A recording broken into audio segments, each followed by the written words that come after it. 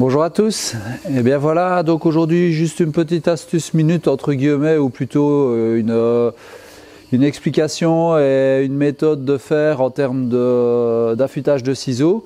Donc en fait on revient de chantier là et il nous reste plus ou moins 2 heures, 2 heures et demie devant nous, et donc je me suis dit pourquoi pas affûter les ciseaux, montrer un petit peu à Benoît comment fonctionnait le système Tormek.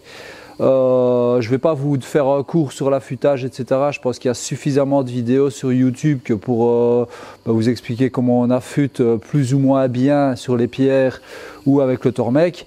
Je vous laisse libre arbitre pour savoir quelle vidéo vous donne des bonnes ou des moins bonnes infos.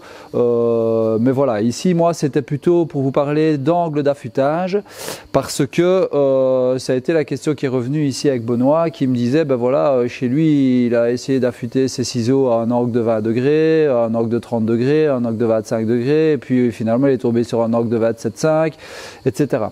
Parce que il s'est rendu compte que certains ciseaux allaient couper dans du bois tendre et pas dans du bois dur, etc. Donc je me suis dit c'est peut-être intéressant de vous partager les angles d'affûtage que moi j'utilise et par rapport aux situations.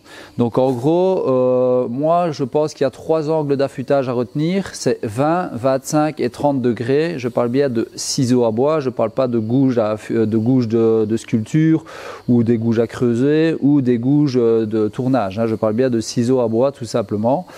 Et moi, comment est-ce que je procède? En fait, j'ai 2 angles d'affûtage pour aller sur chantier, c'est-à-dire j'ai des angles d'affûtage de 20 degrés et de 30 degrés. 20 degrés pour tout ce qui est bois tendre, les plus petits ciseaux, donc comme ceci. Ça, c'est des ciseaux qui ont, à mon avis, une bonne vingtaine d'années. J'ai acheté ça chez Aldi ou chez Lidl, je ne me souviens pas. Je pense que j'avais payé 25 € le set de 10 ou 12 ciseaux et ils sont toujours aussi efficaces, en tout cas sur chantier. Je peux aller dans un clou avec et n'importe quoi, je m'en fous, je reviens, je les affûte et ils sont nickel.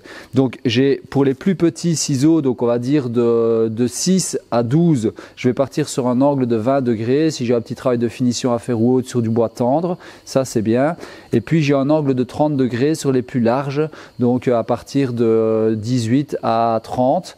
Et là, pourquoi 30? Tout simplement 30 degrés, hein, 30 degrés d'affûtage, parce que c'est quand on va travailler avec des maillets. Donc quand on va taper avec le maillet, etc., c'est toujours mieux d'utiliser un angle de 30 degrés.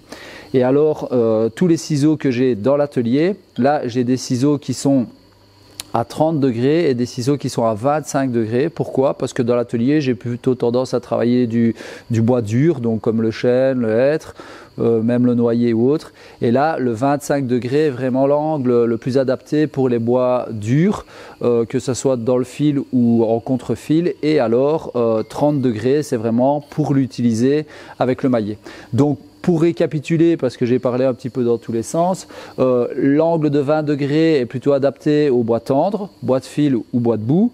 25 degrés est beaucoup plus adapté pour les bois durs, bois de fil ou bois de boue.